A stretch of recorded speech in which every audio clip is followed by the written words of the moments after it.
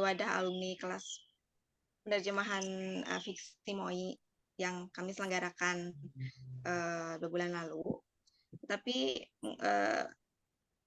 kami punya sesi yang terbuka juga untuk umum. Nah, sebelum kita masuk ke acara utamanya, mungkin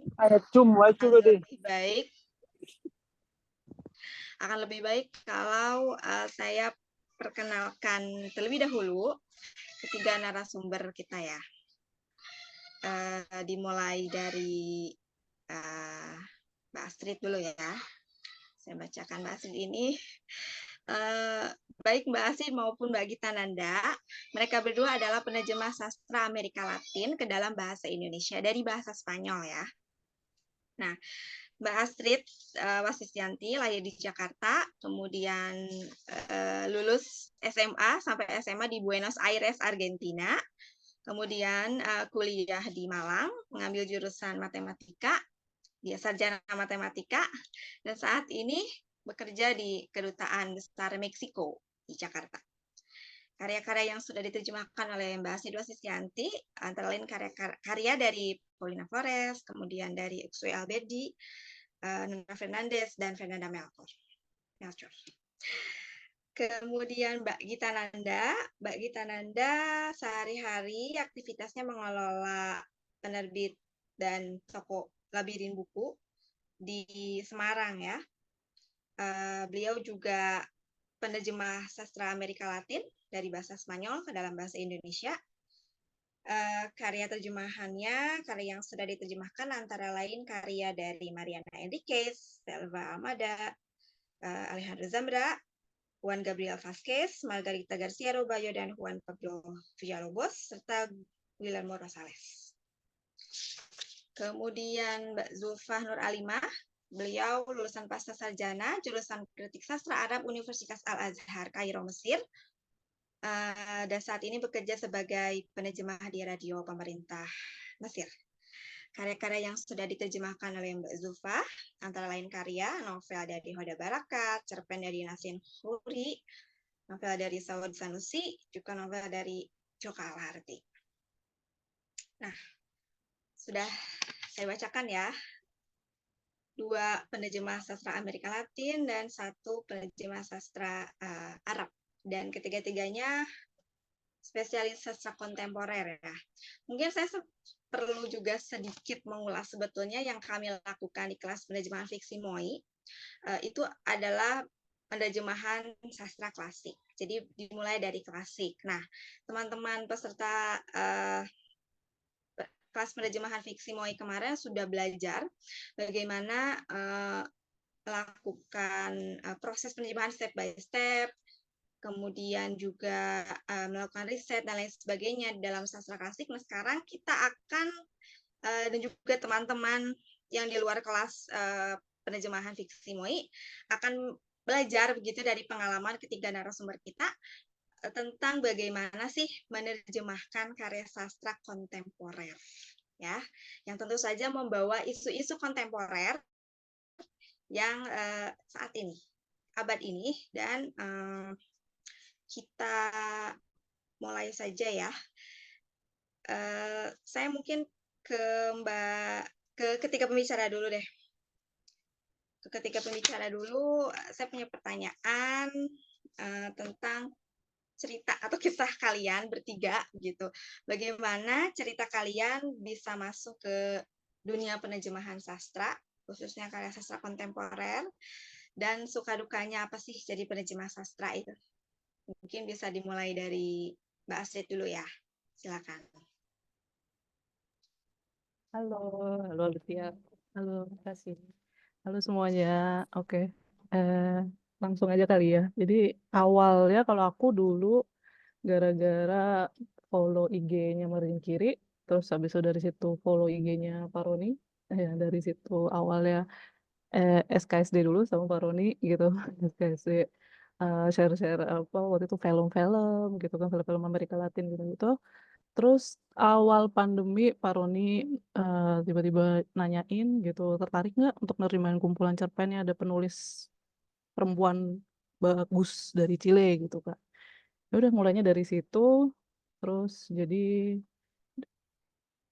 kumpulan cerpen itu pengalaman pertama buat terjemahin buat margin kiri. Dari situ awalnya itu. Terus apa lagi? Langsung yang pertanyaan kedua apa langsung Gita dulu yang lain dulu Boleh Mbak Gita dulu, gimana awalnya? awalnya jatuh cinta pada sastra Amerika Latin? Kalau aku sendiri mulainya sebagai pembaca. Jadi aku sebagai pembaca lebih banyak membaca buku-buku terjemahan, baik dalam terjemahan bahasa Indonesia maupun bahasa Inggris. Perkenalan pertamaku dengan sastra Amerika Latin dimulai dari buku kumpulan cerita karya Jorge Luis Borges, penulis Argentina. Terjemahannya berjudul Labirin Impian. Buku itu luar biasa dan memberi kesan yang mendalam untuk kami, sehingga toko buku dan penerbitan ini kami beri nama Labirin, itu karena Borges. Nah, setelah itu aku lebih banyak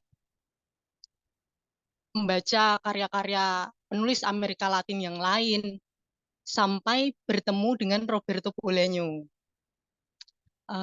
The Savage Detective, aku suka banget novel itu, dan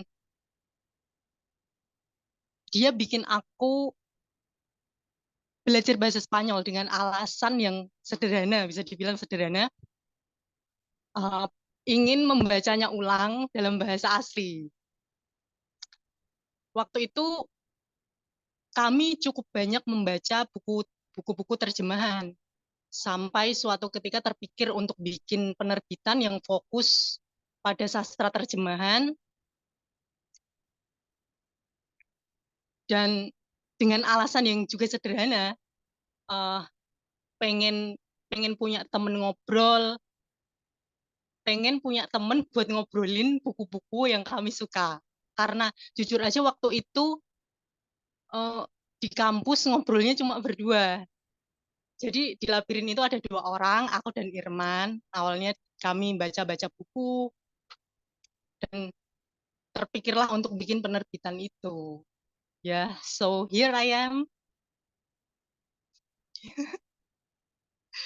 Kira-kira begitu Kak ya. Menarik ya, kita dari hal sederhana bisa dieksplor akhirnya menjadi bisnis. Oke. Ya, bisnis berawal dari hal sederhana memang kadang-kadang. Oke, sekarang ke Mbak Zulfa nih. Gimana Mbak Zulfa seorang lulusan sastra Arab, karya kritik sastra Arab, ya. Gimana tuh? Maksudku memang kalau mungkin agak sedikit mirip juga sama aku, memang awalnya ada di dunia akademik di sastra, kemudian penerjemahan, atau ya gak jauh-jauh lah gitu dari sastra. Bagaimana memutuskan untuk ya saya mau menjadi penerjemah gitu? Gimana? Pertama, saya ingin menyapa semuanya. Halo semuanya. Di sini masih pagi, di Kairo masih jam 10 pagi. Dan kalau di Mesir atau di negara-negara Arab biasanya pagi itu masih apa ya? Orang-orang belum berkegiatan gitu. Jadi kegiatannya masih, jadi suasana di sini lumayan sepi dan khusyuk. Terkait bagaimana saya masuk ke dunia penerjemahan sastra, sebenarnya awal kali saya masuk ke dunia penerjemahan itu bukan jalur sastra. Saya lebih cenderung pertama kali itu menerjemahkan buku-buku keagamaan. Dan setelah saya bekerja di radio punya pemerintah Mesir di tahun 2015, saya lebih banyak terekspos dengan naskah-naskah berita, entah itu berita politik, berita olahraga, berita agama, dan hal semacamnya.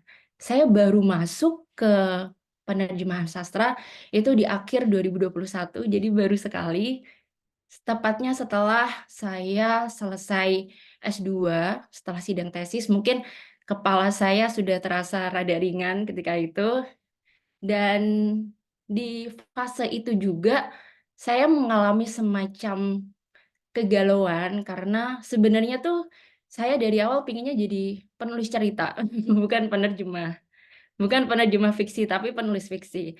Tapi saya merasa di tahun 2021 itu, cerita-cerita saya itu payah, habis itu semacam biasa-biasa aja, nggak ada perkembangan. Dan kalau saya ingat ketika itu, kayaknya itu cukup frustasi gitu. Karena kan aku jurusan jurusan sastra, tapi ternyata aku tidak bisa menghasilkan karya yang menurut aku secara, apa ya, secara ketika aku sebagai seorang kritikus misalnya mendedah itu tidak apa ya, tidak menarik gitu. Nah, itu cukup bikin frustasi. Akhirnya di akhir 2021 itu ada seorang pria yang sekarang suami saya itu memberikan semacam motivasi gitu. "Kenapa kamu nggak nerjemah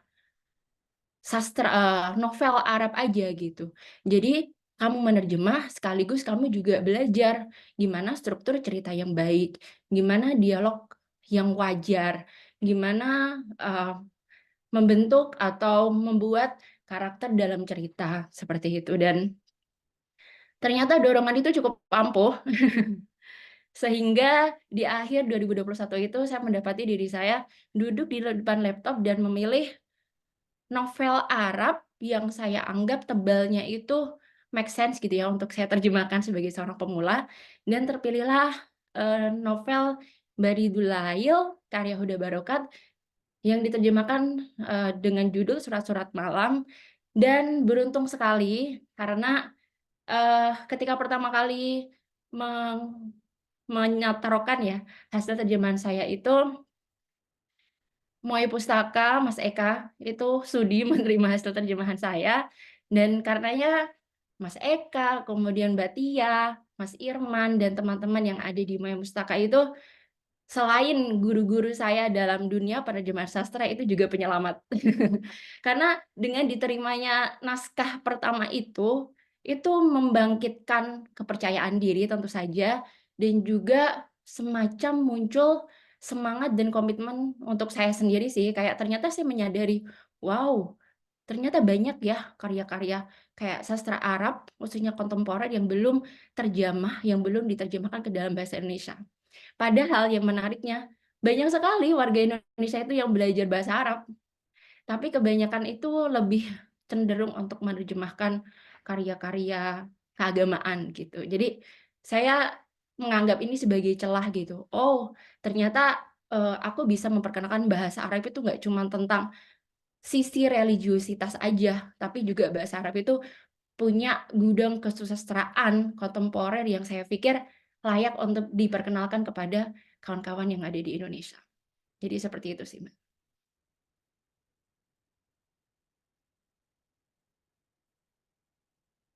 Oke, terima kasih, Bu Zulfa. Em, Kalau mungkin apa ya, kayak kemarin teman-teman di kelas penerjemahan fiksi MOI itu banyak sekali belajar tentang bagaimana riset yang dilakukan untuk karya klasik yang tentu saja berbeda dan agak jauh lebih rumit sebetulnya daripada karya sastra kontemporer. Ada tidak sih kendala-kendala yang apa ya, yang ditemukan gitu selama proses penerjemahan karya kontemporer? Mungkin kalau jelas kalau misalnya karya klasik itu kan kita berurusan dengan waktu gitu kan, waktu yang memang sudah lampau, sudah beberapa abad, beberapa puluh tahun, ratus abad yang lalu, beberapa abad lalu gitu misalnya. Nah, tapi kalau di karya kontemporer kita melihat isu terkini gitu ya. Nah, sejauh apa sih kesulitannya, atau misalnya apakah mudah-mudah saja gitu? Gimana tuh menurut ketiga narasumber kita? Boleh siapa? Mbak Astrid dulu.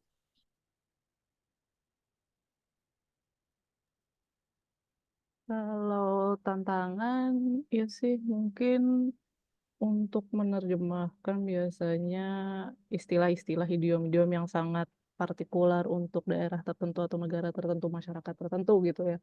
Mungkin atau enggak juga jokes gitu ya. Jokesnya lucu di bahasa Spanyol di negara itu, tapi ketika terima bahasa Indonesia nggak lucu sama sekali gitu.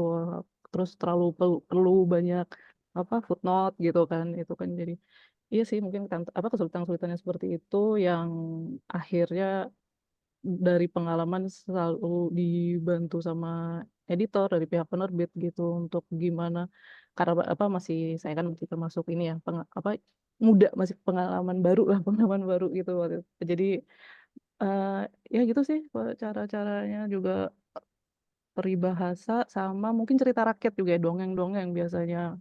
Dongeng-dongeng yang masuk akal di bahasa aslinya gitu. Tapi di bahasa Indonesia sama sekali tidak ketransfer gitu ya, maksudnya pesannya atau apa gitu. Jadi ya mungkin itu sih tantangan-tantangannya kalau untuk ini ya.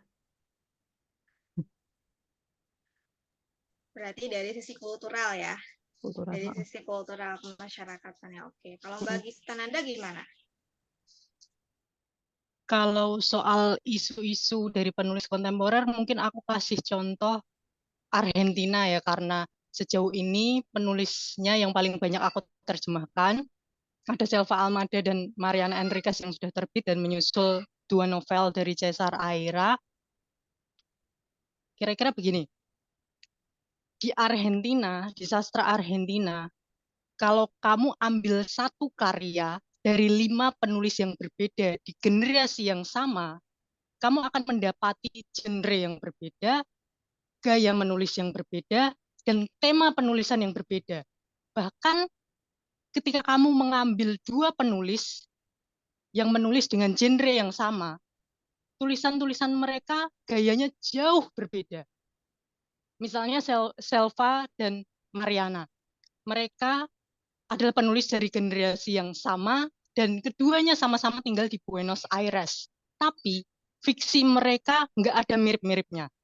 Di Sapuan Angin, Selva berusaha menggambarkan bagaimana realitas masyarakat kita yang sangat moralis dan maskulin. Sementara Mariana dalam kumpulan ceritanya Bahaya Merokok di Ranjang itu salah satunya dia berusaha memotret masyarakat sebagai korban dari kapitalisme gitu. Dan tantanganku sebagai penerjemah adalah bagaimana aku bisa berpikir dan menulis sebagaimana penulis-penulis yang aku terjemahkan menulis dalam bahasa asli mereka. Sehingga pembaca di Indonesia bisa merasakan pengalaman yang kurang lebih sama sebagaimana aku ketika membacanya dalam bahasa asli. Perlu aku garis bawahi, kurang lebih sama, bukan sama persis. Gitu kira-kira Kak Tia. Oke, terima kasih ya bagi Tananda. Ya, equivalensi ya, tidak sama persis ya. Tandanya tidak sama dengan, tapi gelombang sama dengan. Oke, kalau ke Mbak Zulfa nih. Mbak Zulfa, kita ini sastra Arab ini kan bukan sesuatu yang asing ya tentu di dunia penerbitan Indonesia gitu. Banyak karya sastra Arab yang mungkin sudah dari tahun 70-an sebetulnya, beberapa sudah diterjemahkan ke dalam bahasa Indonesia gitu. Tapi kita diakui atau tidak, kita kekurangan nih karya-karya sastra Arab yang memang diterjemahkan dari bahasa aslinya. Karena biasanya sebagian besar selalu diterjemahkan dari bahasa Inggris. Mungkin bukan hanya bahasa Arab saja, mungkin dari bahasa-bahasa yang lain juga gitu. Nah, tadi kan Mbak Zulfa sempat menyinggung tentang sebagian besar memang buku-buku keagamaan gitu kan. Nah, gimana pendapat Mbak Zulfa tentang maksudnya apakah ini menjadi tantangan tersendiri? Maksudku begini, ketika orang-orang yang menerjemahkan karya-karya sastra dari bahasa Arab yang tinggal di sini selalu menerjemahkan buku-buku keagamaan. Nggak selalu ya, bagian besar. Nah, kemudian teman-teman yang mungkin di Mesir atau di Arab gitu, apakah mereka bisa lebih mudah untuk menerjemahkan karya sastra Arab itu karena hidup di lingkungan yang memang sehari-harinya berada di lingkungan Arab gitu dan tidak melulu keagamaan. Kalau keagamaan kan di Indonesia banyak yang sudah bisa gitu. Gimana tuh Mbak Zulfa? Dengan tinggal di Mesir di negara Arab tentu jadi keuntungan tersendiri ya buat saya ketika menerjemahkan novel Arab karena saya jadi punya bayangan gitu. Oh, kalau gedung-gedung di negara Arab itu kotak-kotak, kemudian makanannya seperti ini bentuknya, kemudian juga gimana cara masyarakatnya saling berinteraksi. Misalnya para laki-laki kalau di sini berinteraksi itu cipika-cipiki biasa aja gitu. Jadi saya bisa melihat jenggot-jenggot mereka bertaut yang satu dengan yang lain gitu. Yang mungkin kalau di Indonesia itu tidak lumrah gitu. Jadi ketika menerjemahkan Batang Bambu, dia juga mengangkat gimana para laki-lakinya itu berinteraksi, kemudian itu bikin orang Asia yang tokoh utamanya itu terheran-heran, wah ternyata kalau di negara Arab mereka interaksinya seperti itu gitu. Dan itu cukup membantu saya sih ketika menerjemahkan sastra. Kemudian juga saya dekat dengan orang-orang Arabnya. Jadi ketika misalnya saya mendapatkan frasa yang menurut saya sulit, saya nggak tahu artinya apa, saya langsung tanya ke teman yang di radio, ataupun saya juga bisa tanya ke teman zaman ngampus dulu gitu. Tapi sebenarnya walaupun ada kemudahannya sih tinggal di negara Arab, tetap ada kesulitannya, yaitu setelah saya tahu artinya tadi, ya seperti yang dibilang sama Mbak Astrid dan juga Mbak Gita juga, gimana saya menyalin makna ini sehingga terasa wajar dan bisa dinikmati oleh masyarakat Indonesia gitu. Karena saya menyadari gitu dan ini menjadi salah satu hal yang saya sempat ragu gitu dan sempat nggak pede gitu menerjemahkan sastra itu. Karena kalau menerjemahkan non sastra itu kan menerjemah hanya dituntut untuk bisa mengalihkan gagasan ya. Tapi kalau misalnya sastra itu kan tadi kayak Mbak Gita bilang juga gimana nuansa cerita, nuansa bahasa si penulis itu juga bisa tersalurkan dan itu menjadi tantangan tersendiri sih bagi seorang penerjemah sastra. Oke, menarik ya. Nah, kalau membandingkan antara memang karya sastra klasik dan karya sastra kontemporer, memang yang paling kentara itu ada di proses risetnya ya, Mbak Zulfa, Mbak Gita, dan Mbak Astrid.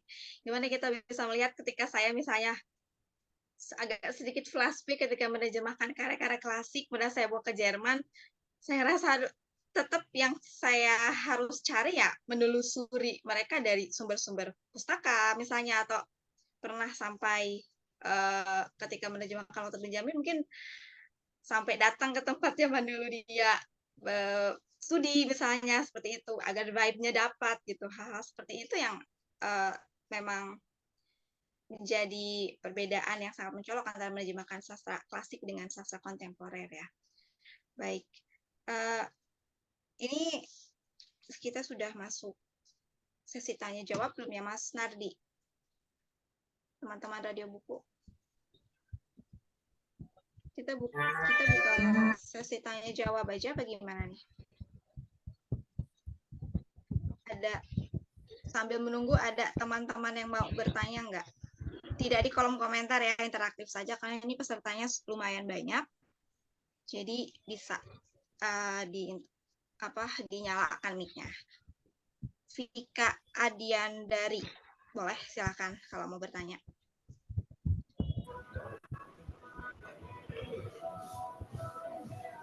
Ini selamat siang, ini on kamera nggak ya? Boleh tidak, boleh iya. Tapi asal suara nggak usah aja ya. Boleh. Oke, terima kasih Mbak Tia. Selamat siang. Izin bertanya, tadi ada hal yang menarik bahwa untuk membuat karya terjemahan yang sedekat mungkin begitu dengan bahasa aslinya itu sampai survei-survei gitu ya ke penulisnya gitu.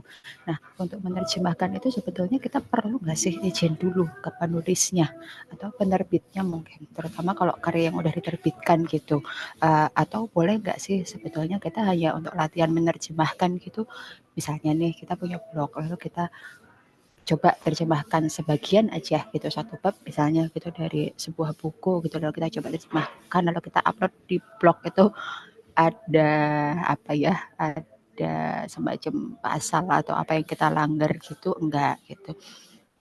Terus ini boleh 2 pertanyaan kah Kak Tia? Silakan Mbak, silakan.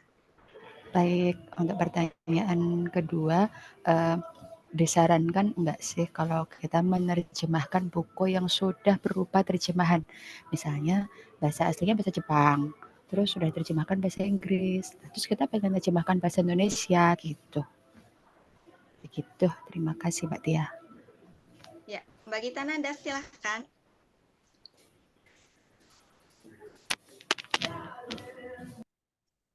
Soal copyright ya izin ya. Kalau itu karya klasik dan kamu menerjemahkannya langsung dari bahasa asli dan dengan catatan hanya untuk latihan, nggak masalah tanpa izin dulu nggak masalah. Akan menjadi masalah ketika kamu mengkomersialisasikannya, gitu. Jadi kalau hanya untuk belajar, mau itu penulis kontemporer atau penulis klasik, nggak masalah.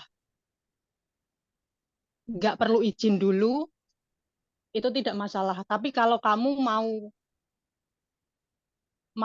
apa mengkomersialisasikannya, kamu perlu izin dulu dari agensi penulis, biasanya seperti itu. Dan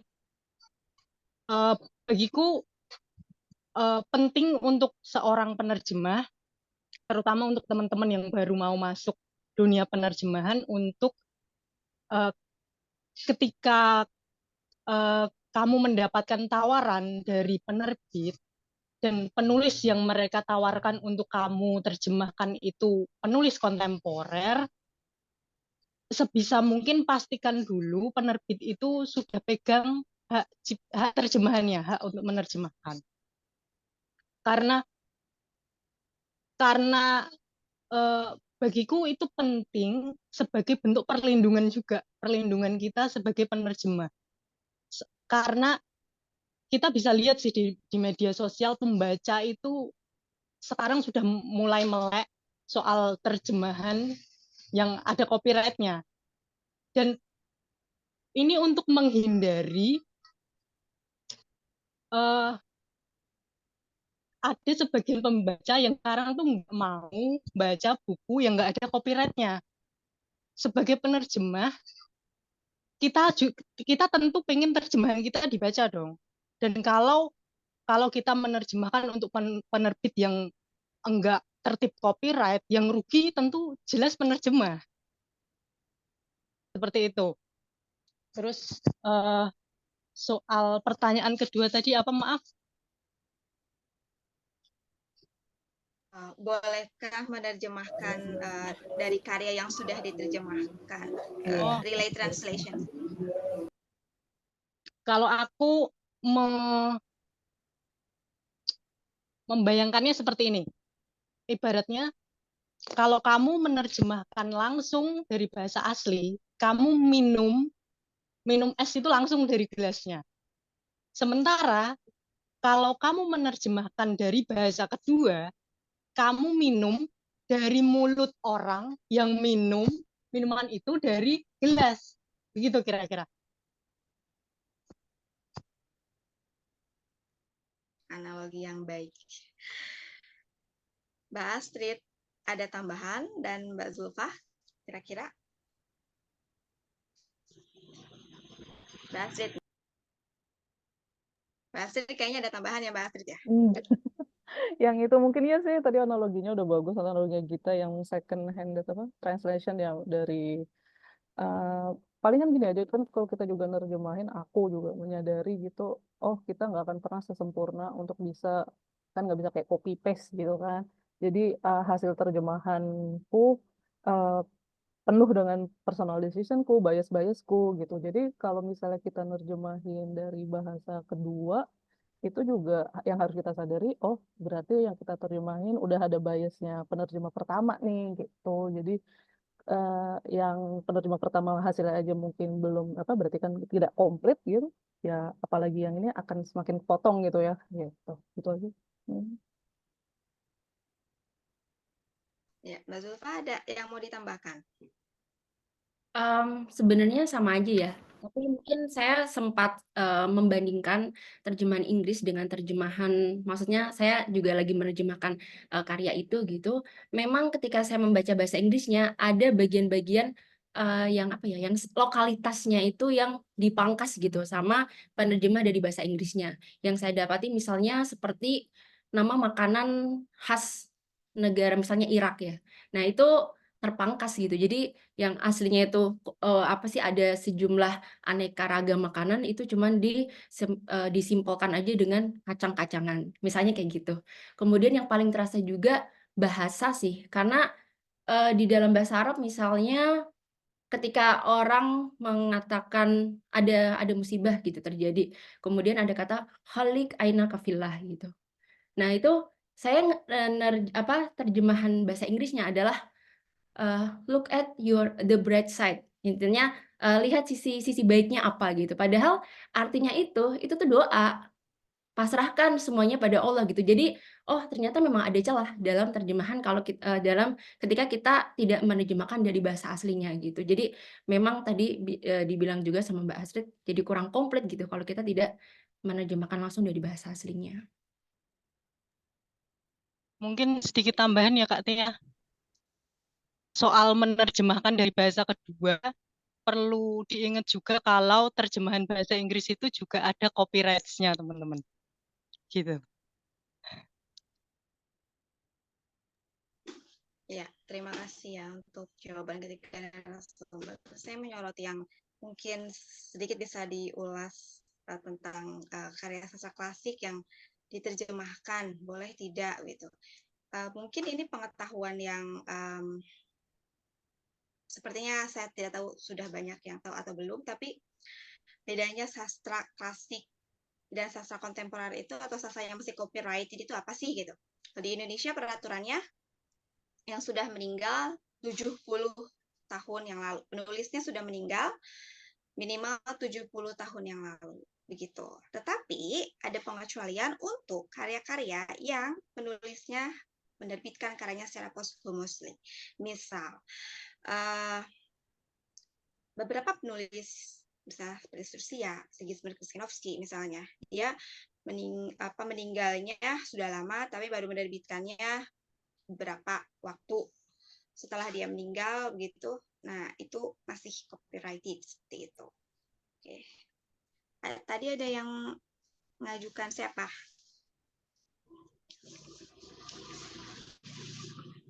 Irwan. Oke, Mas Irwan dulu. Ini tadi ada. Oke. Pertanyaan selanjutnya ya. Ya, silakan. Aku mengapresiasi banget yang pertanyaan pertama dari Tia tadi untuk semua, dan jawabannya juga itu, dari jawabannya itu aku terbit pertanyaan ini atau respon ini. Ada 3 penerjemah di sini, semuanya ada juga 3 cara memulainya gitu loh. Jadi nggak ada jalur khusus, misalnya kalau mau jadi pegawai negeri harus bawa lamaran dan kirim segala formulir. Jadi ada satu cara untuk menjadi pegawai negeri, tapi nggak ada satu cara untuk menjadi penerjemah. Menurut saya itu bagus buat yang punya aspirasi ingin menjadi penerjemah, bahwa kalian itu harus punya inisiatif sendiri, harus ada luapan kecintaan sendiri misalnya, atau seperti Mbak Gita tadi tiba-tiba pengen belajar bahasa Spanyol just for fun. Menurut aku itu sangat perlu diapresiasi, karena menerjemahkan itu adalah ekstensi dari kecintaan kita pada sesuatu. Ini bukan sebuah jalur karir yang terdefinisi dengan baik gitu loh. Dan menurut saya untuk Kumi ini mungkin bisa jadi agenda yang bagus, bagaimana menyosialisasikan buat pemula-pemula itu, bagaimana memulainya. Cerita-cerita memulai ini penting menurut aku. Seandainya aku mengetahui ini dulu, mungkin aku juga, oh ya, ada cara yang berbeda. Mungkin aku akan memberikan cara keempat, karena itu sesuai dengan pengalaman hidupku sendiri. Jadi nggak ada pertanyaan nih sebenarnya. Terima kasih Mas Irwan responsnya. Ya, Elvira, silakan. Ya, izin masuk ya Mbak Tia. Aku perkenalkan semuanya dan khususnya Mbak Zulfah karena aku mau bertanya kepada Mbak Zulfah. Aku Elvira dari jurusan Sastra Arab di UGM. Kemarin ikut kelas penerjemahan MOI juga dan menerjemahkan itu pengalaman pertamaku menerjemahkan karya sastra Arab klasik gitu ya. Dan aku menemukan banyak kesulitan, beberapa di antaranya itu kayak ungkapan-ungkapan yang lokal gitu ya, kayak ya Afandi, terus ya Bih, dan itu mungkin nggak terlalu banyak diulas lewat internet gitu. Maksudnya makna itu apa? Kayak aku nyari-nyari di obrolan, kayak mengulik sedemikian dalam baru ketemu gitu artinya. Karena aku nggak punya akses kayak Mbak Zulfa gitu ya, mungkin untuk bisa tanya langsung ke orang Arab dan berkecimpung dan tenggelam di lingkungan yang Arab gitu. Mungkin Mbak Zulfa ada saran kalau dalam posisi aku yang sedang belajar di Jogja, yang nggak ada banyak orang asli Arab gitu, ketika ingin menerjemahkan ungkapan-ungkapan yang sifatnya itu memang dialek banget, itu mungkin kiranya ada saran rujukan kamus ataupun website yang bisa digunakan gitu untuk ungkapan-ungkapan yang sangat emang bukan bahasa fusha kayak gitu. Terus pertanyaan kedua, ada kemarin sempat dikasih tahu sama Mbak Tia ada semacam program residensi gitu ya di dunia penerjemahan ini. Kalau menurut pengalaman Mbak Zulfa sendiri menerjemahkan karya sastra sejauh ini ikut program residensi atau memang sifatnya volunteering atau propose duluan ke penerbit atau justru ditawarin sama pihak penerbitnya untuk menerjemahkan gitu. Dan sejauh apa lingkungan penerjemahan bahasa Arab ke Indonesia kontemporer saat ini gitu menurut Mbak Zulfa. Terima kasih.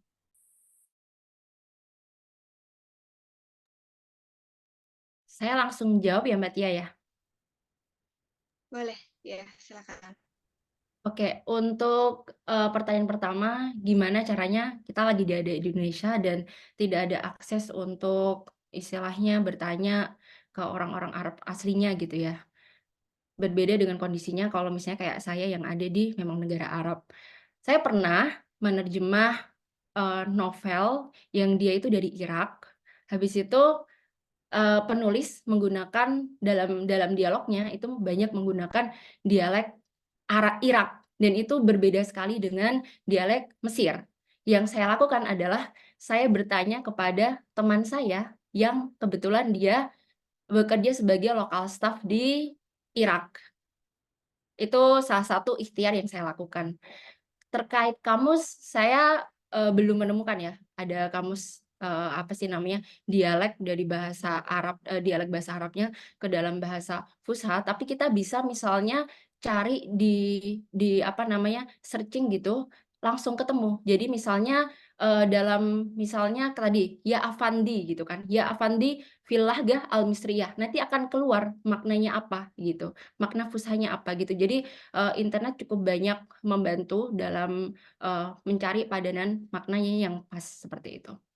Kemudian untuk saya menerjemah itu, saya pernah menerjemah itu, pertama kali saya menerjemah terlebih dahulu, habis itu apa ya, mengajukan ke penerbit. Kemudian saya juga setelah beberapa kali seperti itu, sekarang sudah mulai ada semacam tawaran gitu. Jadi penerbit meminta saya untuk menerjemahkan gitu. Jadi 2 cara itu sih.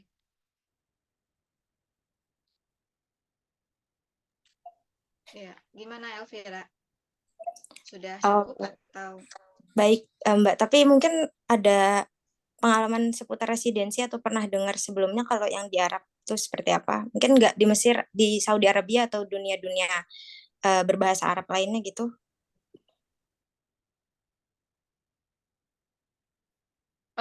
Secara pribadi saya belum tahu ya, karena saya juga menerjemah sastra ini apa ya, istilahnya kayak iseng-iseng aja dan alhamdulillahnya beruntung karena ada penerbit yang mau men-support seperti itu. Mungkin Mbak Tia bisa menjawab, bisa membantu saya. Kalau untuk sastra Arab, untuk residensi, saya belum terlalu dapat info yang detail, cuma memang sejak tahun 2019 kalau nggak salah, ada translation grant, bukan berupa residensi, tetapi translation grants dari UAE, dari Uni Emirat Arab, itu untuk penerjemahan karya-karya kontemporer peraih penghargaan. Biasanya seperti itu. Dan yang mendapat mendapat rewardnya uang, biasanya sejumlah uang, itu penerbit dan penerjemah, biasanya seperti itu. Dan yang mengajukannya biasanya penerbit, pihak penerbit. Baik, Mungkin terima kasih. teman-teman, ya, Makasih Mbak Tia, Mbak Zulfa. ya. Mungkin teman-teman kelas penerjemahan fiksi ada nggak yang mau bertanya? Ya, Mbak Gita Aku Nanda, mau silakan. nambahin sedikit Kak Tia. Ya, silakan.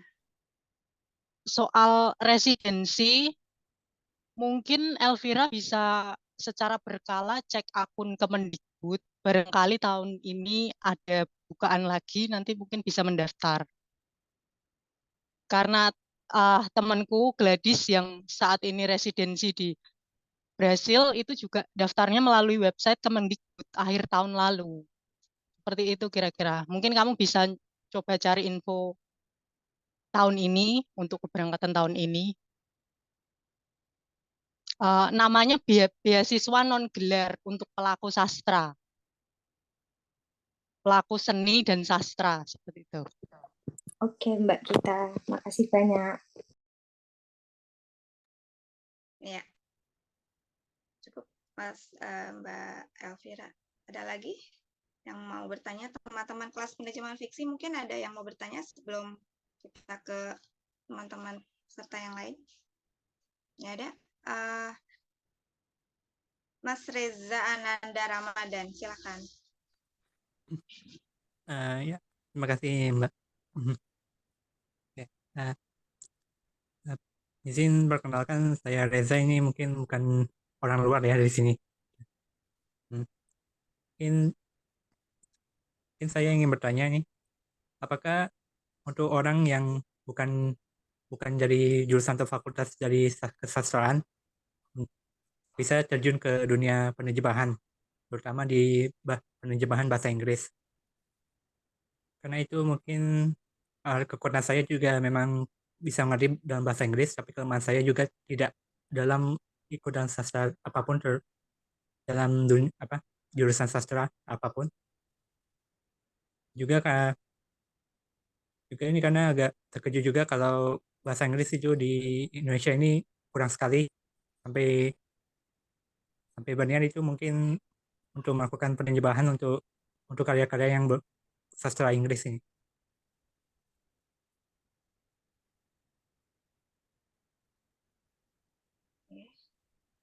Pertanyaannya gimana? Apakah untuk orang yang bukan dari sastra itu bisa terjun dalam penerjemahan? Oh ya, ya di sini ada Mbak Astrid ya dari jurusan matematika. Di-share mungkin Astrid, silakan. Gimana seorang sarjana matematika masuk dunia penerjemahan sastra? Boleh di-share. Iya. Kalau mungkin kalau berarti saranku dari pengalaman, rajin-rajin memang follow medsos penerbit, terus sekarang banyak juga teman-teman penerjemah yang punya medsos gitu. Jadi mungkin aktif dari situ karena pasti dari mereka bakal ada share-share info tentang kesempatan menerjemahkan dan lain-lain, atau tiba-tiba kamu merasa punya naskah buku yang kayaknya nih bagus nih diterima ke Indonesia gitu, terus nanti kamu bisa usul ke mereka gitu, entah lewat email atau gimana. Tapi mungkin emang apa ya, ada relasi yang harus dibangun dulu gitu, yang nggak bisa langsung tiba-tiba nggak baru kenal atau gimana langsung ngomongin itu gitu. Mungkin itu sih kalau dari aku gitu. Tapi ya iya sih. Jadi nggak harus sastra. Tapi mungkin walaupun bukan backgroundnya sastra, kebetulan background untuk hobi dari kecil sih emang suka baca fiksi sih. Jadi mungkin itu yang kebetulan menunjang gitu aja. Jadi mungkin memang bukan, misalnya kamu bisa convince penerbit atau gimana, iya memang aku bukan, backgroundku bukan sastra, tapi aku baca fiksi, aku baca sastra gini-gini gitu. Jadi dari situ kan bisa dapat inilah kepercayaan gitu. Ya.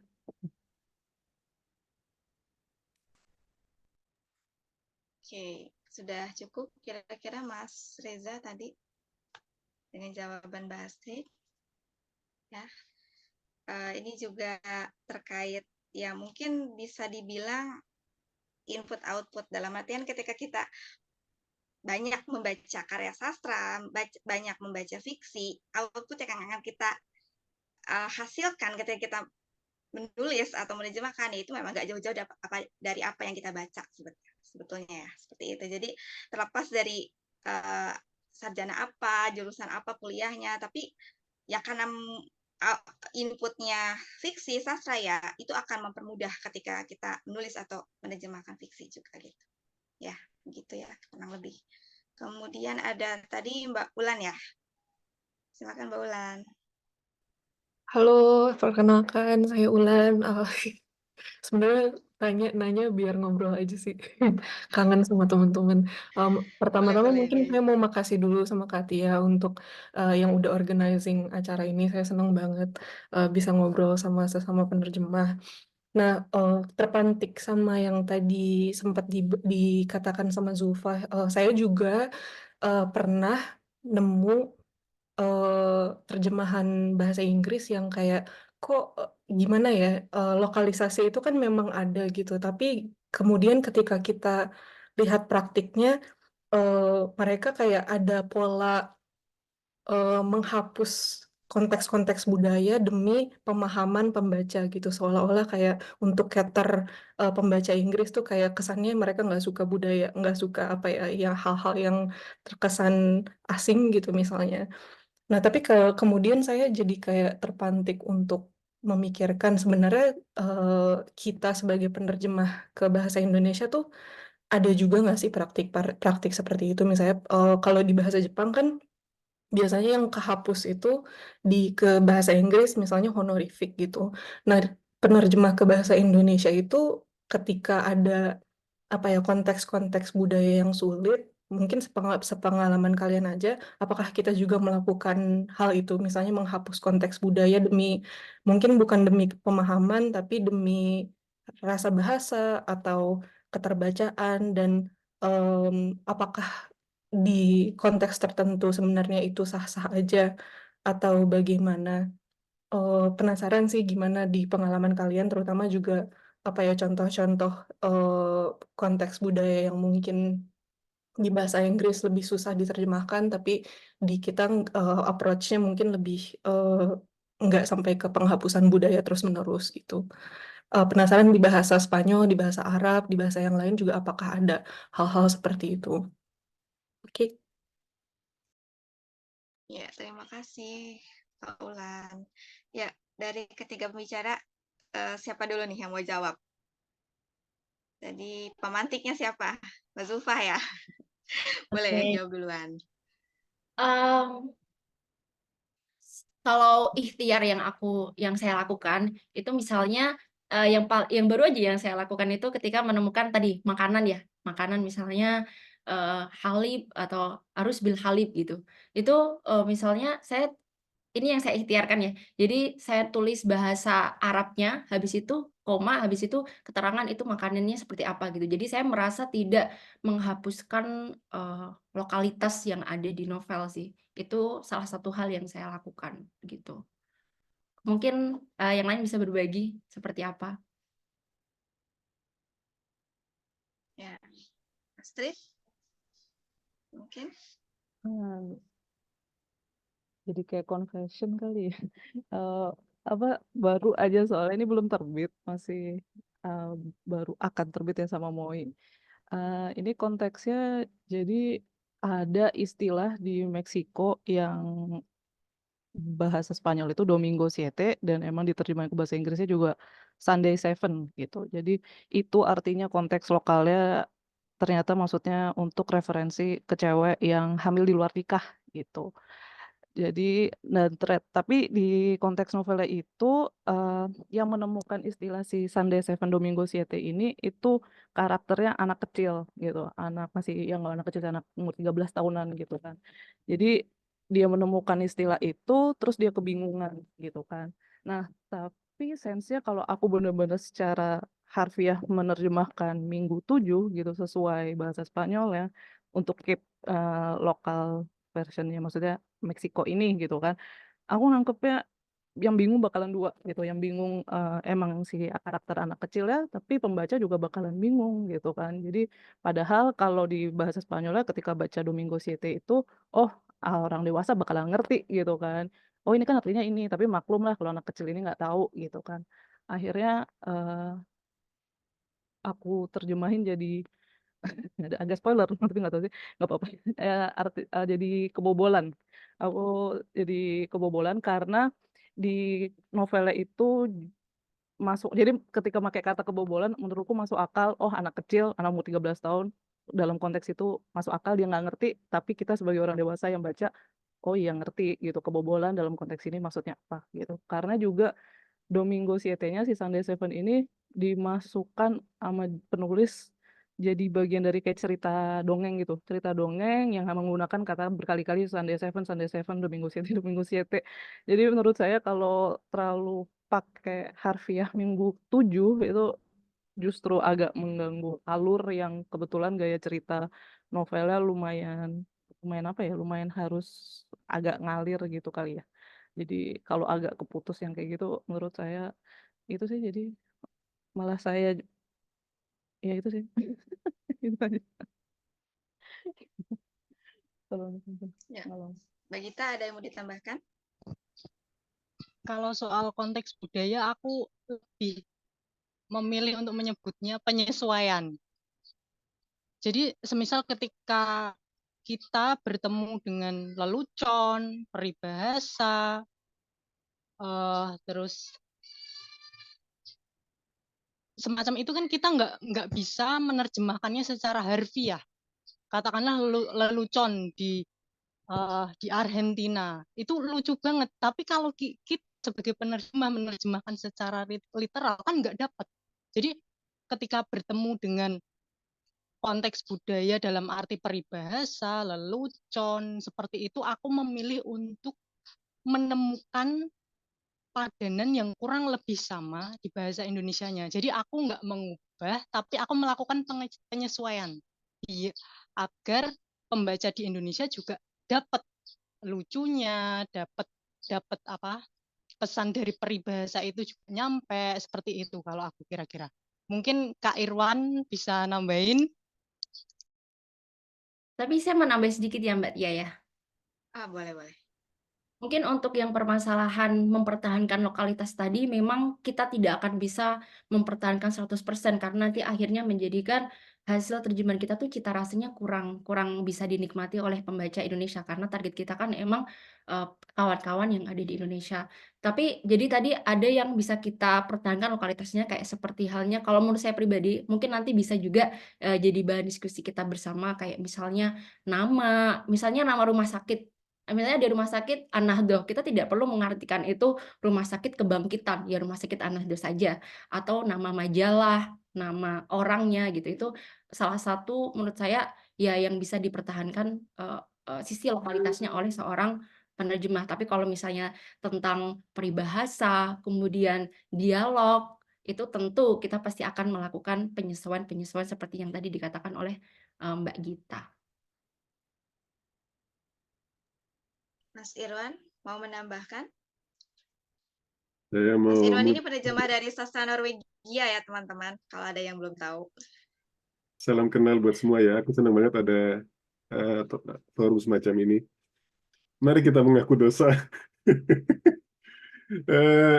Aku dua aja yang mengaku dosa. Di Christine Lavransdatter itu, kehidupan di zaman itu kalau si Christine ini orang dari keluarga kaya, jadi dia ada kata yang namanya gore, itu kalau diterjemahkan harfiah itu pertanian. Tetapi sebenarnya gore ini mengacu kepada seluruh properti, seluruh tanah dan semua termasuk ladang, termasuk tempat gudang, kandang, rumah atau gedung rumahnya ini sebenarnya bentuknya pondok-pondok. Jadi yang disebut misalnya ruang tamu atau ruang utama itu cuma satu pondok yang isinya satu ruang kotak gitu aja. Terus dia harus keluar lagi, ada rumah kecil lagi yang disebutkan rumah memasak atau rumah tungku kalau dalam bahasa harfiahnya, yang itu artinya tempat untuk memasak dan itu gedung terpisah. Kalau aku harus setia untuk selalu menyebutkan itu sesuai dengan arsitekturnya, itu kayaknya mengganggu alur cerita. Jadi aku memilih kalau memang itu signifikan terjadi sebuah kejadian yang harus terjadi di ruang memasak karena ada api yang terlibat dan sebagainya, baru aku sedikit nambahin penjelasannya. Kalau enggak, aku kayak kasih sketsa saja, oh dia sebut ini, terus aku cari apa yang paling relate untuk orang Indonesia. Karena kita kan selalu terbiasa bahwa rumah itu artinya lengkap, ada dapur di situ, ada kamar mandi di situ. Kita nggak biasa itu terpisah-pisah kejadian tempatnya. Itu dosa pertama. Terus dosa kedua, soal nama yang Zulfa bilang tadi, nama tempat di Norway itu biasanya diakhiri dengan bentuknya. Jadi misalnya Gudbrandsdalen, daerah terbesar tempat Kristen tinggal itu, Dalen itu artinya valley, Dalen itu artinya lembah. Tetapi aku kalau lembahnya tidak signifikan untuk cerita, aku akan nyebutkan itu sebagai, aku memperlakukan itu sebagai nama. Jadi ya intinya gitu. Makin lama kita menerjemahkan itu makin lebih pragmatis. Yang kita lakukan ini bukan memindahkan one to one, tetapi kita mencari padanan terdekat supaya yang baca itu bisa ngerti. Kalau kita kayaknya waktu diskusi sama Mas Anton Kurnia kan bilang gitu, kita setia sama siapa nih? Setia sama teks asli atau sama setia sama pembaca? Aku memilih, kalau harus memilih, aku akan mengkhianati teks asli dan bersetia sama yang akan baca. Gitu. Ya, terima kasih Mas Irwan. Pengkhianatan minimal lah ya. Oke, Binar, Kak Binar, kalau bisa suara aja ya, nggak perlu on cam. Ini Kak Binar ini kelas fiksi MOI kemarin. Oke, untuk siap-siap dulu sudah siap, Kak Binar? Halo? Iya, iya. Oh ya, Silakan. terdengar ya? Terdengar. Ya, mau izin tanya, kalau saya dengarkan sepertinya kan kakak-kakak ini punya pekerjaan lain begitu dari apa ya, selain menerjemahkan sastra. Kira-kira gimana sih membagi waktunya dan kira-kira kalau misalnya kita ingin menerjemahkan atau dapat tawaran, bagaimana menilai tenggat yang pas begitu buat kita? Terima kasih. Oke, siapa dulu nih yang mau jawab? Yang Mbak pekerja kantoran dulu nih, Mbak Astrid. Gimana cara membagi waktunya? Kalau untuk nilai tenggat, mungkin biasanya kalau aku sendiri personal, biasanya memang per semester lah ya, per 6 bulan itu ya udah aku mampunya pasti cuma satu buku gitu, satu buku. Walaupun itu memang pasti tergantung pas dikasih tahu bukunya apa, terus kita baca, dari situ kita bisa nilai mungkin hal dari macam-macam ya. Kalau mau praktis mungkin dari halaman, dari tingkat kesulitan gitu kan. Jadi terus kalau aku sendiri berarti kalau kantoran misalnya pagi, ya waktuku aku hanya bisa untuk malam dan weekend. Weekend pun misalnya aku sisain cuma 1 hari atau gimana gitu. Jadi untuk ini aja sih, untuk nggak terlalu apa ya, nggak BM ya, nggak banyak mau gitu maksudnya. eh, karena saking lagi antusiasnya, terus habis itu ngambil 2 naskah bersamaan, tapi sebenarnya tidak mampu, kan nanti jadi keteteran dua-duanya juga sayang gitu. Mendingan ngambil satu aja tapi maksimal, karena kan selain juga proses menerjemahkan, kamu juga butuh waktu untuk, kayaknya kelihatan satu halaman cuma bisa apa, misalnya kamu bilangnya 1 hari gitu, tapi sebenarnya ternyata kita kan sering ya nemu kata-kata, terus yang kalimat yang susah diterjemahkan, kita bisa terpaku sama kalimat itu, sama kata itu justru mungkin harus riset lagi atau harus apa, jadi malah makan waktu lebih lama gitu kan. Jadi itu sih kalau sambil kerja untuk pembagian waktunya. Kalau Mbak Zulfa gimana? Kalau aku pribadi akan ngasih tenggat waktunya berdasarkan misalnya saya ditawari untuk nerjemah novel yang dia punya 122 halaman misalnya. Habis itu saya pribadi menargetkan setiap hari saya harus mengerjakan 5 halaman per hari. Berarti 122 dikali 5, oh ternyata saya bisa mengerjakan misalnya dalam waktu katakanlah kurang dari 1 bulan itu sudah selesai. Tapi karena kan pasti nanti ada proses editing. Nah, itu jadi nanti saya menambahkan waktu. Jadi saya tenggatnya kasih waktu sekitar 2 bulan gitu. Jadi setiap hari saya akan menerjemahkan 5 halaman, habis itu nanti ada waktu untuk mengedit setidaknya setelah saya mendapatkan pencerahan dari para editor, setidaknya ketika kita selesai menerjemah itu berarti ada 2 kali proses editing biar hasil terjemahan kita nanti aman gitu, tidak terlalu banyak catatan dari editor gitu. Dan saya pribadi ketika menerjemahkan, karena di radio itu saya bekerja cuma 1,5 jam aja, 3 hari dalam seminggu, saya biasanya memilih waktu pagi-pagi. Jadi pagi-pagi saya menerjemah untuk yang novelnya, habis itu bekerja di radio, gitu. Oke, Mbak Gita, ada yang ditambahkan? Kalau aku pribadi sebenarnya cukup privilege karena menerjemahkan untuk penerbitan sendiri, jadi tenggat waktunya ya aku sendiri yang menentukan seperti itu. Tapi begini, ketika aku bersama Labirin, aku kan punya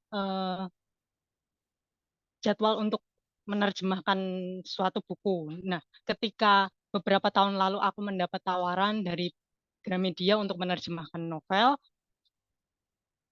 yang paling awal aku tanyakan adalah tenggat waktu tentu. Karena aku juga punya tanggungan di Labirin dan kalau bisa sebisa mungkin mengerjakan naskah dari penerbit luar itu juga semaksimal mungkin. Dan ketika waktu yang diberikan oleh penerbit itu masuk akal, ya aku terima seperti itu kalau dari aku. Begitu ya, benar ya. Iya, makasih. Sama-sama. Pertanyaannya Mbak ini Bulan dari ya. Silakan. Halo semuanya. Pertanyaanku sederhana aja sih.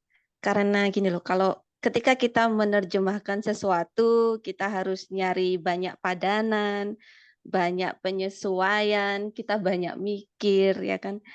Nah, ketika terjemahan kita itu sudah selesai, apakah ada seorang proofreader atau korektor yang mungkin mengoreksi ada ejaan yang salah atau tanda baca atau biar terjemahan kita ngalir gitu? Atau apakah kalianlah yang menjadi korektor dari penerjemahan kalian gitu? Itu aja sih. Makasih. Ini pertanyaannya untuk ketiga narasumber apa Betul. gimana nih? Betul, untuk ketiga narasumber. Iya, siapa dulu nih? Mbak Zulfa? Oke.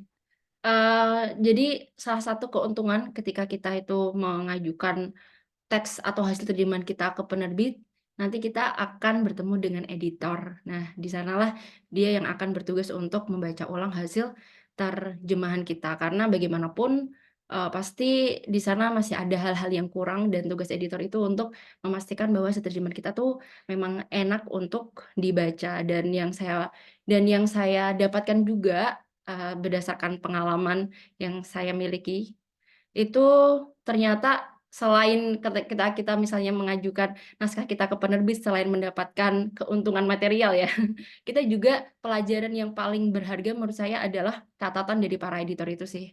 Jadi catatan mereka yang nanti menjadi bahan evaluasi untuk hasil terjemahan kita nanti akan lebih baik gitu ke depannya. Jadi tenang aja Mbak, tadi siapa yang bertanya ya, ada yang akan membaca hasil terjemahan kita gitu. Ada yang mau menambahkan? Mbak Astri mau menambahkan? kurang lebih sama sih ya sama Zulfa. Setelah kita submit terjemahan, habis itu masuk masa penyuntingan, terus habis itu ada ini sih yang paling aku juga bener kata Zulfa gitu, dari editor, banyak catatan editor yang bisa jadi pelajaran untuk penerjemahan setelah selanjutnya gitu kan. Itu yang bagian, dan yang paling aku suka juga kadang kan biasanya ketika kita lagi proses menerjemahkan itu lumayan ini ya, sendirian gitu, kesepian gitu, karena kita sama naskah sendirian, terus akhirnya ketika udah sama editor masuk ada orang lain yang akhirnya kita bisa ngobrolin, diskusiin gitu kan, selain dari tatanan bahasa dan ini, tapi juga bisa dari cerita-ceritanya gitu. Jadi tenang aja sih, nggak ini apa, masih ada yang pasti mermak gitu ya, permak naskah. Ya, Mbak Gita? Kalau dari aku mungkin jangan pernah menganggap terjemahan itu selesai ketika kamu selesai menerjemahkannya. Begini teman-teman, aku punya pengalaman yang berbeda. Jadi ketika aku menerjemahkan dengan Labirin, aku akan menemani naskah itu dari awal sekali sampai beberapa menit sebelum dikirim ke percetakan, aku akan selalu membacanya ulang. Seperti itu. Tapi ketika aku menerjemahkan ke penerbit lain yang punya sistem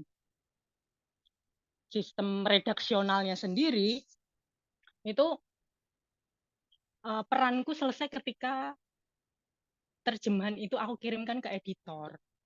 Jadi mungkin tambahan dariku, ketika kalian mendapat tawaran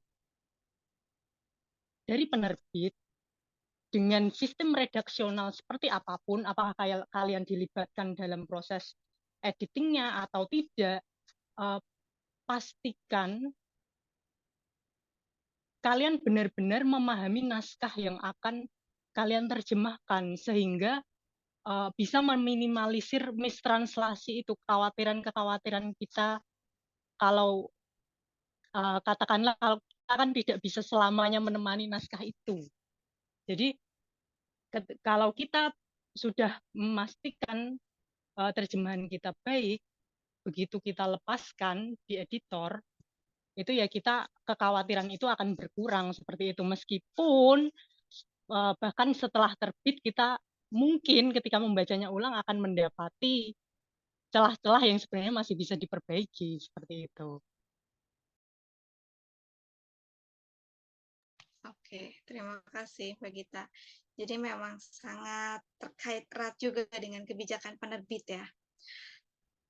Sistem editing di tiap penerbit kadang-kadang juga berbeda begitu. Penerbit mayor begitu, penerbit independen juga berbeda gitu, dan kembali lagi ya betul seperti dikatakan Mbak Gita, kita harus paham betul dengan apa yang kita terjemahkan, karena kita nggak bisa menemani sampai dia naik cetak gitu ya. Oke, ada pertanyaan berikutnya dari Mas Faizul Munir, silakan. Selamat sore semuanya. Perkenalkan, saya Faizul Munir, Faiz. Kebetulan saya sekarang sedang berkuliah di Magister Sastra UGM dengan konsentrasi Sastra Arab. Saya akan bertanya ke Mbak Zulfa dan juga ketiga narasumber. Yang pertama, Mbak Zulfa, ini kan sejauh ini terjemahan Mbak Zulfa yang terbit ada 3 buku ya Mbak ya sejauh ini. Kebetulan saya sudah baca yang 2, Surat-Surat Malam sama Batang Bambu. Nah, apa ya? Kedua penulis ini dan juga Juha Al-Harsi itu kan tiga-tiganya punya gaya yang berbeda. Nah, bagaimana Mbak Zulfa make sure supaya terjemahan Mbak Zulfa ini nanti sesuai dengan gaya mereka masing-masing dan nggak ada gaya dalam tanda kutip gayanya Mbak Zulfa di situ gitu loh. Terus masih buat Mbak Zulfa, apakah Mbak Zulfa punya kecenderungan genre tertentu dalam terutama prosa Arab gitu ya. Mungkin gotik atau apa yang Mbak Zulfani paling nyaman gitu loh untuk menerjemahkannya. Dan ini nanti akan berefek pada mungkin dalam tataran paling jauh adalah level apa ya, ideologis si pengarang gitu. Misalnya si pengarang ini apa ya, kan ada tuh saya kalau nggak salah Najib Al-Kilani ya Mbak ya, yang apa sastrawan Mesir itu yang dia pro pemerintah apa gimana gitu. Nah itu kan otomatis ketika seseorang sudah terikat dengan ideologi tertentu, otomatis karya-karya yang dihasilkan tuh kan juga punya nuansa yang berbeda gitu. Nah, apakah Mbak Zulfa juga mempertimbangkan itu juga sehingga nanti punya preferensi, oh saya nerjemah yang kayak gini-gini dan untuk sekarang saya menjauhi yang ini gitu. Terus pertanyaan untuk ketiga narasumber, nyambung dengan pertanyaan sebelumnya soal editing ya. Sebenarnya seberapa besar peran editor dalam terjemahan ini dan apa ya, bagaimana para penerjemah ini bisa memastikan nanti supaya intervensi editor itu tidak sampai mengubah hasil atau end product dari terjemahan kakak-kakak sekalian ini. Dan ya bagaimana berinteraksi, bagaimana apa ya, kalau bahasa Jawanya gontok-gontokannya gitu dalam proses editingnya tuh bagaimana? Terima kasih. Ya, Zulfa, silakan. Oke, dari pertanyaan pertama ya. Tadi Mas Faizul Munir, terima kasih buat pertanyaannya. Yang pertama, semoga saya tidak salah tangkap ya bagaimana kita mempertahankan gaya bahasa si penulis. Menurut pandangan saya pribadi sebenarnya sebagai seorang penerjemah, kita sebenarnya tidak bisa untuk menghilangkan bias-bias gaya bahasa kita sendiri sebagai seorang penerjemah. Karena kita punya pilat bahasanya gitu loh. Sehingga ketika kita menerjemahkan, yaitu hasil bahasa kita, itu hasil terjemahan kita dan merupakan, makanya ada yang bilang itu seorang penerjemah ada seorang penulis, dan karya terjemahan ya adalah karya lain yang bukan karya si penulis. Tapi dalam tanda kutip, atau saya bisa menggarisbawahi, yang bisa kita pertahankan dari gaya bahasa seorang penulis itu adalah mungkin nanti bisa dikoreksi kalau saya keliru, apa yang saya sebut nuansa bahasanya. Misalnya nuansa bahasa dalam novel Saidatul Qomar itu lebih puitik, lebih puitis, dan itu yang sebisa mungkin saya pertahankan. Berbeda tadi juga Mas Faizul sudah membaca ya yang Batang Bambu. Ketika Mas Faizul membaca Batang Bambu akan mendapati bahwa bahasanya lebih lugas dan tidak meliuk-meliuk dan tidak puitik seperti halnya yang di Surat-Surat Malam ataupun yang ada di Saidatul Qomar. Karena memang dari bahasa aslinya, tulisan Saud Sanusi itu dalam Sakul Bambu, itu bahasanya sangat lugas sekali dan sangat gamblang sekali, dan itu yang saya berusaha untuk tampilkan di dalam hasil terjemahan.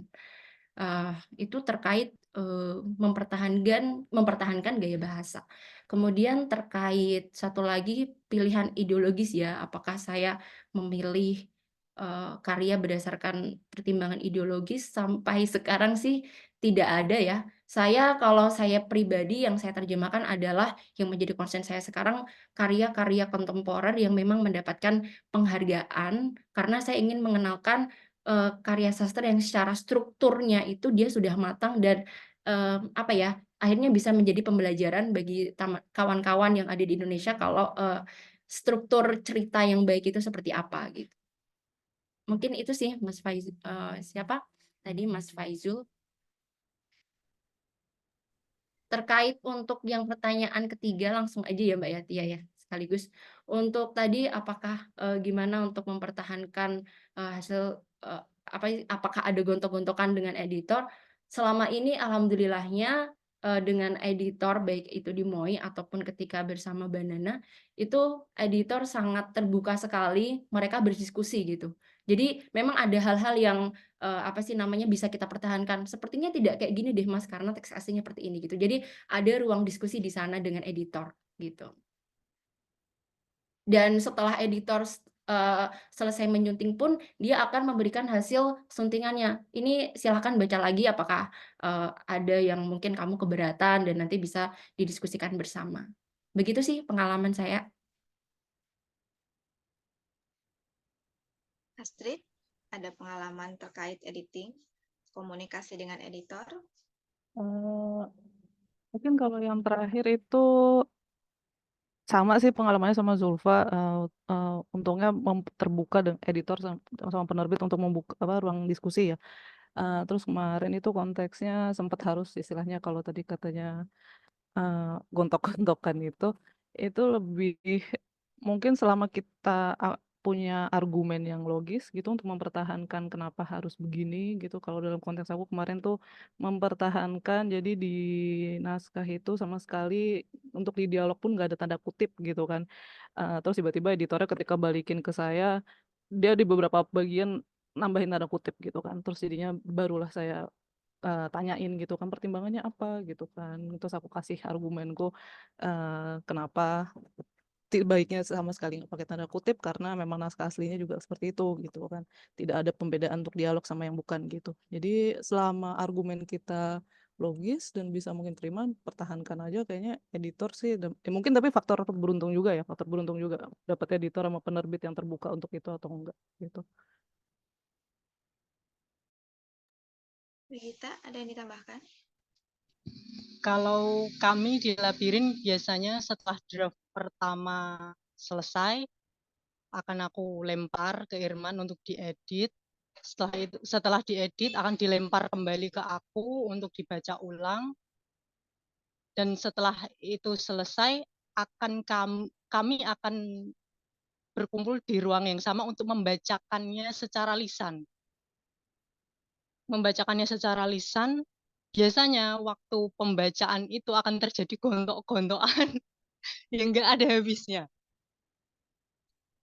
Biasanya sampai berantem gitu kalau semisal tidak bersepakat. Dan kalau setelah pembacaan read aloud itu udah selesai, biasanya akan masuk ke layout. Di layout itu masih dibaca lagi. Apakah ada kemungkinan perubahan lagi atau ada yang masih perlu diperbaiki. Jadi proses editing itu berkali-kali. Seperti itu. Ya, terima kasih Mbak Gitananda punya privilege karena editor ini suaminya sendiri ya. Jadi gontok-gontokannya lebih mantap gitu. Sebagai info juga di Woi Pustaka sebetulnya tadi sempat disinggung oleh Astrid memang proses editing itu tidak satu kali kemudian lepas begitu saja, tapi memang ada komunikasi biasanya, komunikasi dua arah sampai memang nanti tahap proofreading gitu ya. Joan, silakan. Selamat sore. Mohon maaf Mbak. Iya, silakan Mas. Tadi ya Joan ya. Iya, silakan Mas Mohon maaf Faizul. ya Mbak. Masih ada. Oke. Apakah seorang editor itu juga harus menguasai bahasa sumber dari terjemahan kita gitu, kakak menurut sumber? Ke siapa nih? Ke siapa? Ke Tiganya. Ke editor atau ke penerjemah? Menurut kakak bertiga. Oke, silakan. Harus menguasai nggak, gimana sih kalau diedit sama orang yang nggak bisa bahasa Spanyol? Rela nggak kalian? Kalau nggak diedit sama yang nggak bisa bahasa Arab, rela nggak kalian? Gitu, gimana tuh?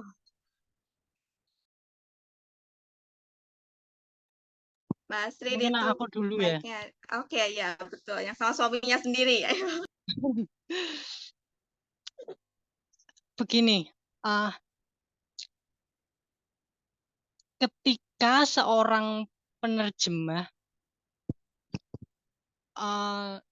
penerjemah itu kan pembaca yang paling dekat dengan karya. Jadi kita membacanya dalam bahasa asli, kemudian menerjemahkannya di kepala kita dan menuliskannya dalam bahasa Indonesia.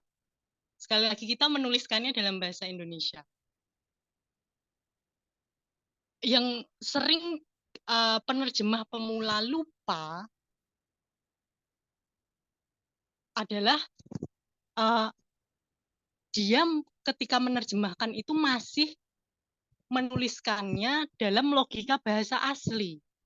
Seperti itu. Jadi itu yang membuat sebagian karya terjemahan terasa kaku, nggak enak dibaca. Nah, disinilah peran editor. Dan bagiku seorang editor nggak harus bisa bahasa asli, bahasa sumber. Karena apa? PR-nya mereka adalah bagaimana hasil tulisan penerjemah ini dalam bahasa Indonesia. Seperti itu. Kalau dari aku begitu, nggak perlu bisa bahasa Spanyol. Tapi mungkin dalam proses editing ketika penerjemah nggak bersepakat dengan editor, kita bisa menjelaskan ini kalau di bahasa Spanyolnya itu begini. Nah, kira-kira kita sebagai penerjemah dan editor penyesuaiannya bisa kita jadikan seperti bagaimana kayak gitu. Biar masuk ke bahasa Indonesia, sekali lagi bahasa Indonesia. Ya, terima kasih. Mbak Astrid? Enggak sih, iya nggak perlu bisa bener nggak bisa perlu bahasa aslinya karena kan untuk urusan bahasa asli udah dilakukan sama penerjemah. Sekarang urusannya editor itu menjembatani dari naskah bahasa Indonesia untuk gimana nanti diterima sama pembaca-pembaca kita gitu kan. Jadi biasanya kalau dari pengalamanku malah editornya ya mereka juga referensi bacaannya mungkin dari kalau beruntung udah ada terjemahan bahasa Inggrisnya ya mereka untuk baca bahasanya apa ceritanya dari bahasa Inggrisnya gitu.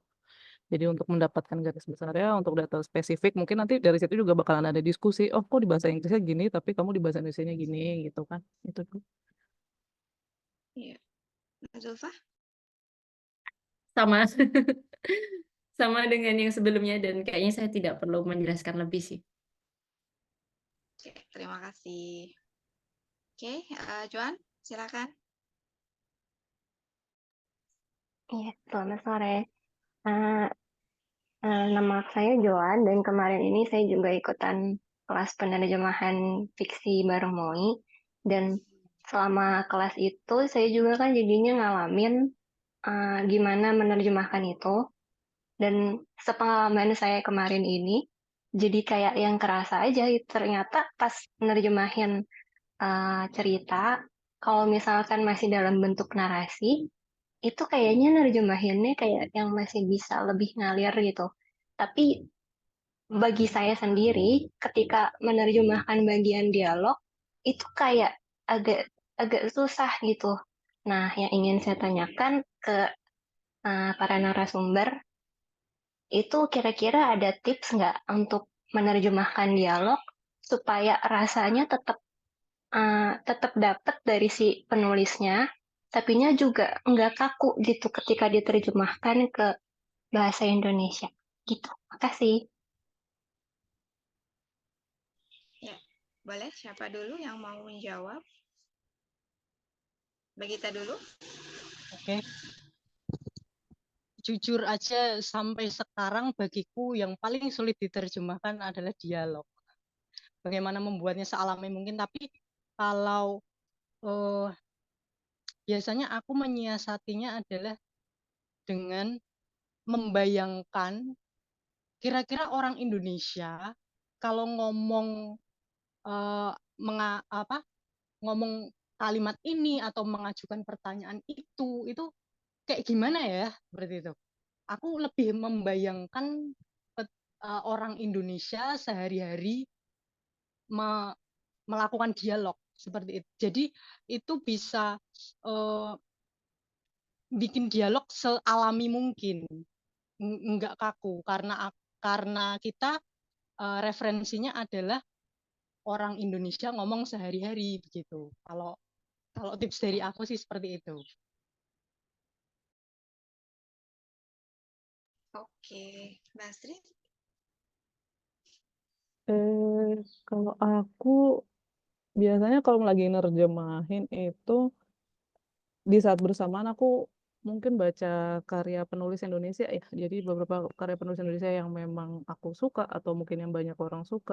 Jadi dari situ memang membantu untuk gimana membuat dialog yang lebih ya ngalir gitu, yang lebih enak dibaca, lebih gak kaku gitu. Jadi dari situ makanya mungkin akhirnya biasanya kalau dari aku sendiri ya, karena aku yang nyadar mungkin ketika lihat naskah yang ini karena di saat bersamaan aku lagi tahu baca penulis ini secara nggak langsung kayak ngelihat terefleksi juga di hasil terjemahanku gitu. Tapi ya itu sih mungkin di saat bersamaan bisa baca-baca penulis Indonesia yang lain karena gimana juga tuh pasti membantu juga sih. Oke. Kalau di aku ya. Zulfa, silakan. Saya setuju dengan Bagita bahwa menerjemahkan dialog itu bagian part yang paling sulit karena gimana dialog tadi itu bisa terdengar wajar gitu, kayak kita bercakap sehari-hari dan itu menjadi PR yang apa ya, yang berat gitu. Terus salah satu triknya sekarang yang saya lakukan adalah ketika mendapati dialog itu saya baca berulang, habis itu saya baca dengan suara lantang gitu. Terdengar enak gak ya gitu. Ketika udah oke nih, terus juga mempertimbangkan yang berbicara itu karakternya seperti apa gitu. Itu juga menjadi salah satu pertimbangan dialognya akan muncul dengan bahasa seperti ini gitu. Karena ketika yang berbicara dia orangnya apa ya, kalau bahasa Jawa itu selengean. Selengean itu apa ya? Orangnya itu kayak ugal-ugalan, mungkin akan berbeda dengan ketika orang itu ketika watak si karakternya itu dia sopan, pasti dialog yang keluar juga akan berbeda. Itu juga menjadi salah satu pertimbangan gitu sih ketika menerjemahkan dialog. Oke, terima kasih. Teman-teman, ini sebetulnya kita punya waktu sampai 16.30, tapi mungkin kalau misalnya ada yang masih mau bertanya, saya kasih waktu sekitar 5-10 menit lagi ya. Dan tidak ada di chat komentar ya, kalau bisa on mic. Tidak apa-apa, tidak on cam, tapi on mic, silahkan. Binar, mau ada yang disampaikan lagi ke Binar? Iya, mungkin menyambung pertanyaannya Mbak Joan tadi ya. Saya jadi penasaran kira-kira para narasumber ini apakah pernah gitu mendapat pengalaman kerjasama dengan penerbit yang punya gaya penerjemahan yang lebih setia ke bahasa sumber gitu. Jadi bukan istilahnya kurang komunikatif gitu. Dan kira-kira bagaimana sih pendapat kakak jika ada penerbit yang punya prinsip bahwa terjemahan itu harus setia gitu, nggak hanya secara makna atau pesan, tetapi juga secara semantis gitu. Terima kasih. Oke, siapa dulu nih? Bahasa dulu.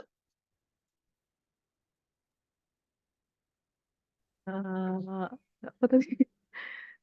Kalau dapat yang ini ya, yang apa penerbit yang maunya setia sama bahasa sumber sama naskah asli.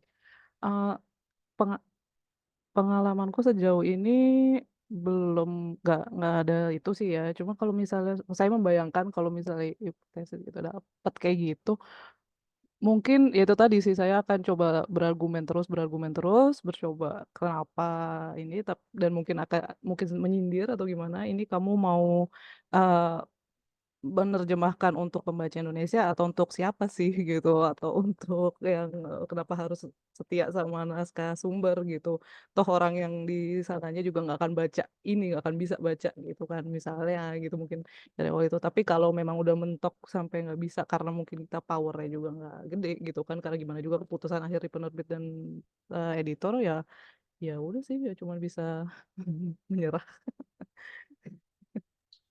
Bagita, ada pengalaman dengan Gramedia misalnya?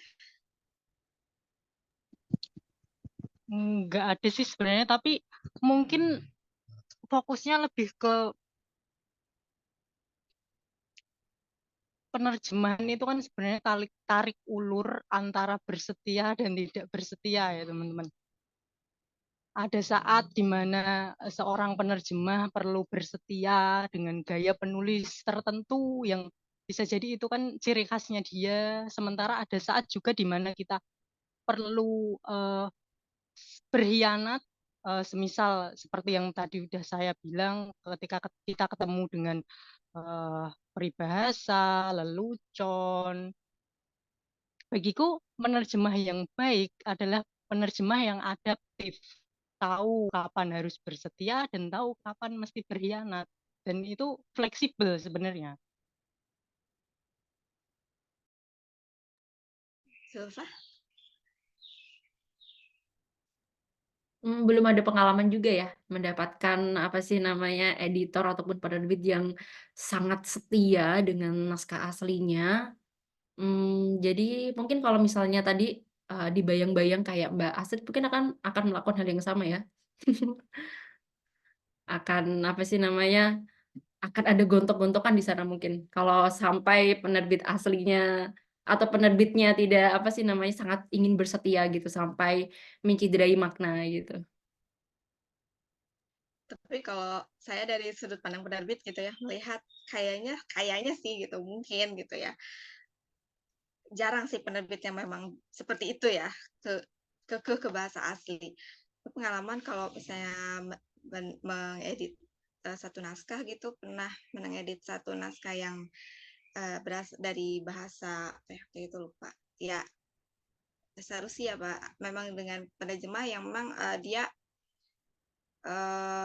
sangat memahami betul gitu. Jadi editor malah dapat masukan gitu, bukan jadi malah kita apa ya, gontok-gontokan sih. Jadi lebih editor dapat masukan tentang makna aslinya dan bahasa aslinya dari penerjemah juga mungkin dapat dari kita untuk menjadi jembatan dengan pembaca dalam bahasa Indonesianya gitu. Ini saya batasi satu pertanyaan terakhir ya, Mas Aris, silakan. Ya, halo semua. Halo narasumber dan teman-teman sekalian. Aku mau nanya ke Kak Astrid sih. Karena kebetulan pembaca cerita-cerita Hina, buku yang diterjemahkan sama Kak Astrid, itu salah satu buku favoritku, kayak isinya cerita-cerita coming of age yang menyenangkan tapi juga sedih gitu. Aku penasaran sama ini sih, Kak, cerita di balik proses penerjemahan buku itu gitu. Kalau dari Kak Astrid sendiri ada ini gak, Kak?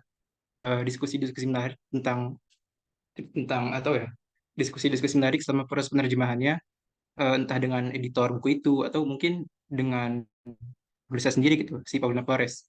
Karena setahu aku Paulina itu kan juga punya medsos, mungkin Kak Astrid sempat kontak-kontakan dengan dia. Terima kasih. Oke, yaudah aku jawab aja. Kalau Paulina Flores dia punya medsos, dia cukup aktif. Tapi jadi kayak buka aib orang. Sebenarnya dia termasuk walaupun punya medsos ya medsosnya mungkin cuma buat ya eksis gitu kan, karena sekarang kan penulis juga mereka harus mempromosikan karya mereka sendiri dan itu pun terjadi gitu di Amerika Latin. Dan uh, aku udah SKSD atau gimana, kita dialognya juga tidak terlalu banyak ngobrolan. Uh, jadi pas proses penerjemahan juga nggak ada terlalu banyak influence. Aku justru malah banyak belajar sama kayak penulis-penulis lain yang aku terjemahin, lebih dari interview-interview yang ada kita bisa cari di YouTube. Dari situ aku malah lebih banyak tahu gitu tentang naskah ini, gitu tentang gaya cerita dia dan apa mungkin juga dapat referensi. Misalnya dia ternyata kan kalau di cerita-cerita Hina memang sangat mirip gitu ya sama kita juga, gimana familiar dengan Sailor Moon, dengan anime-anime yang masuk di sana gitu. Karena misalnya di Amerika Latin tuh Dragon Ball tuh juga salah satu anime pertama yang masuk di mereka gitu. Jadi mereka familiar dengan itu gitu kan. Ternyata di cerita-ceritanya sangat refleksi dengan itu ya karena merefleksikan Paulina Flores memang tumbuh di era waktu itu yang itu gitu, di mana pengaruh anime-anime itu gitu. Kalau pengalaman organisasi itu kan pengalaman pertama sih ya, jadi pengalaman pertama yang banyak bingung dulu gitu, banyak bingung dan kawan-kawan. Tapi akhirnya jadi belajar banyak dari beruntungnya karena langsung sama markir, jadi sama Pak Roni ya, suhunya langsung gitu, maestronya. Jadi banyak belajar dari beliau itu. Itu sih itu aja. Oke, Cukup ya terima Mas kasih, Kak. Aris. Ya. Pak Sigit tadi melambaikan tangan, ada yang mau disampaikan Pak Sigit Susanto?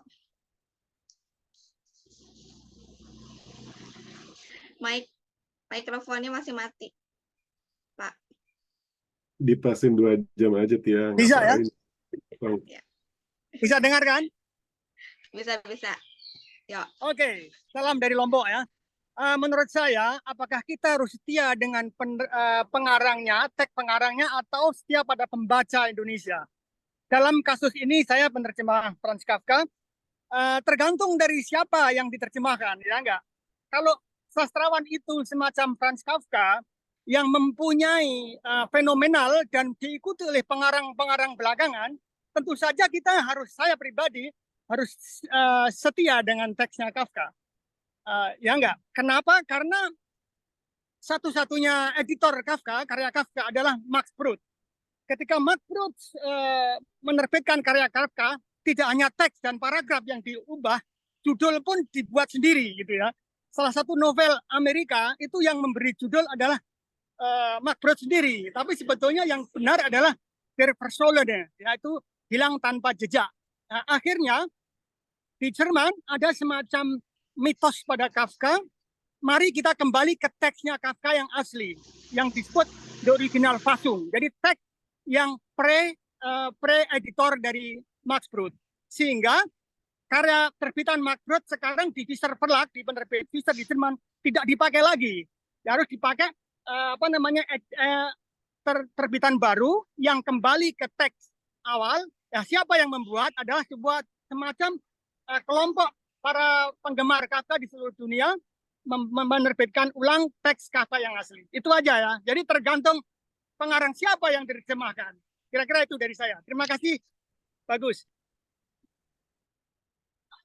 Terima kasih Pak Sigi. Jangan macam-macam kalau menerbitkan Franz Kafka. Oke.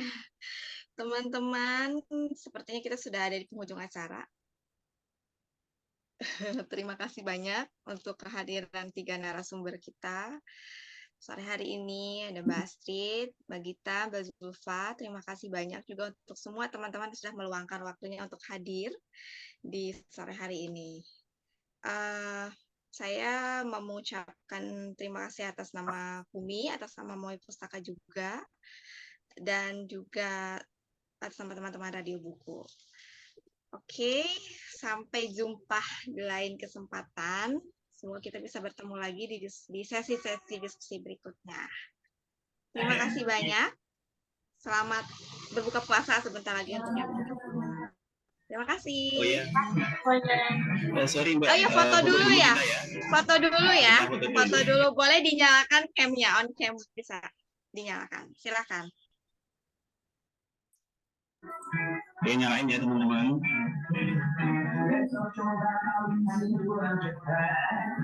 Oke, sebentar. Lanjut slide selanjutnya.